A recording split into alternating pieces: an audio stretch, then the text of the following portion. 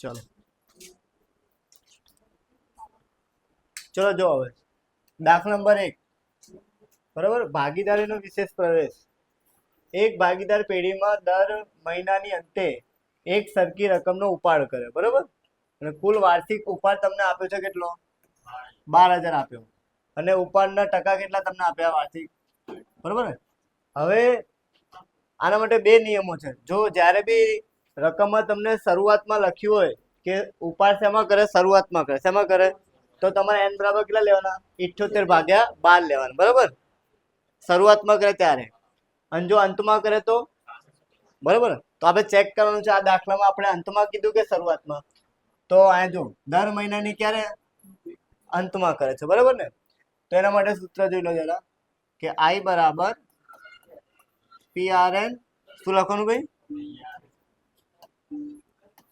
PRN છેદમાં કેટલા 100 બરાબર ને હવે P ની રકમ કઈ રીતે લેવાની જો P એટલે કે માસિક રકમ લેવાની તમારે શું લેવાની હવે આયા તમને કુલ ઉપાડ આપ્યો કેટલો 12,000 રૂપિયા કેટલા એટલે કે આખા વર્ષનો 12,000 રૂપિયા છે કેટલાનું તો એક મહિનાનું કેટલો થાય 1,000 રૂપિયા થાય કેટલા થાય આપણે P ની રકમ ઉધી નાખીએ કે P બરાબર 12,000 ભાગે કેટલા કરીશું 12 એટલે કેટલા આવશે 1,000 રૂપિયા ચલો ડન આટલું ચલો R એટલે શું થાય R એટલે કે ટકા શું થાય તો ટકા તમને કેટલા આપે જો રકમ 12 સમજી ગયા ચલો n એટલે મેં તમને હમણાં સમજાવ્યું કે શરૂઆતમાં કરે એટલે 78/12 લેવાના અને અંતમાં કરે તો 66 તો આપણે આ દાખલામાં તો અંતમાં કરે છે એટલે કેટલા લઈશું આપણે તો આટલું ક્લિયર ચલો સૂત્રમાં કિંમત મૂકીએ અને જવાબ લઈ દઈએ ચલો P બરાબર કેટલા 1,000 બરાબર ને R બરાબર કેટલા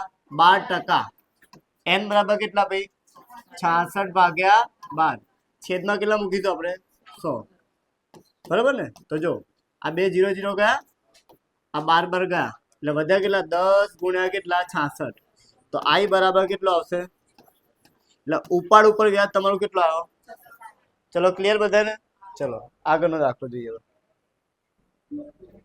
ચલો આગળનો દાખલો શું કહે છે અમૃતા અને દિવ્યા એક ભાગીદાર પેઢીના ભાગીદારો છે તેમનું મૂડીનું પ્રમાણ તમને શું આપ્યું છે 3:2 અમૃતાને તેનું કમિશન બાદ કર્યા પછી ચોખ્ખા નફા ઉપર કેટલા ટકા કમિશન આપવાનું 8% બરાબર ને અને પેઢીનો નફો કેટલો છે 96 તો આપણે અમૃતાની કુલ રકમ શોધવાની છે બરાબર તો સૌથી પહેલા આપણે શું કરીશું કે અમૃતાનું કમિશન શોધીશું શું કરીશું તો જો આ માટે એક સૂત્ર છે જોઈ લો જરા તો કમિશન બરાબર નફો ગુણ્યા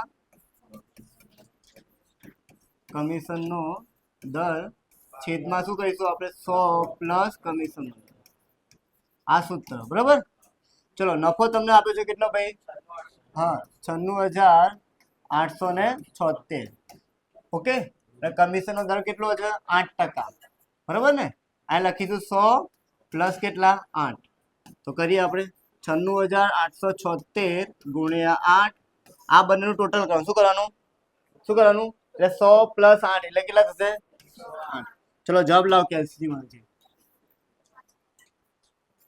7176 બરાબર ને કેટલા આવશે ભાઈ 7176 તો આટલું ડન ચલો આના ભાઈ તમારે શું કરવાનું કે તમારે બીજા સ્ટેપમાં કમિશન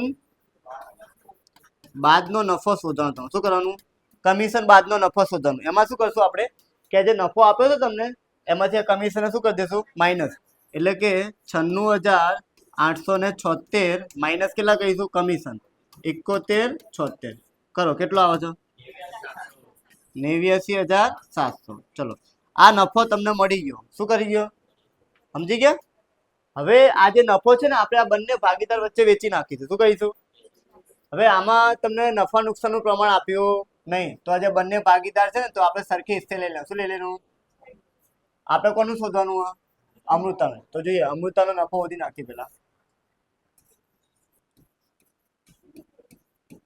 બરાબર ને ટોટલ જે નફો છે તમારો કેટલો છે હા 89,700 અને નફા નુકસાન પ્રમાણ કેટલું આવશે 1/2 આ 1/2 કેવી રીતે ખબર પડી ને તમે બે ભાગીદારો કેટલા, એટલે છેદમાં 2 મૂકવાના તમારે. કેટલા ભાઈ? આપણે દિવ્યા લેશું એટલે 1/2 કરો. કેટલા આવ્યા?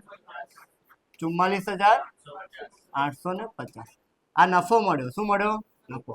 પણ રકમમાં તમને ખાલી નફો શોધવાનું નહીં કીધું, એમાં એવું કીધું કે અમૃતાને આપણને કુલ રકમ કેટલી મળશે, હે ને? એવું કીધું ને?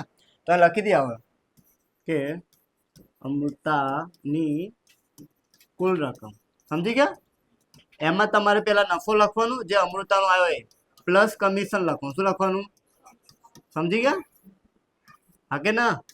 એટલે અહીંયા આવશે કેટલા? 44,850 પ્લસ કમિશન કેટલું છે આપણે જોડે? જો 71,76. કેટલા? 71,76. કરો, પ્લસ કરો.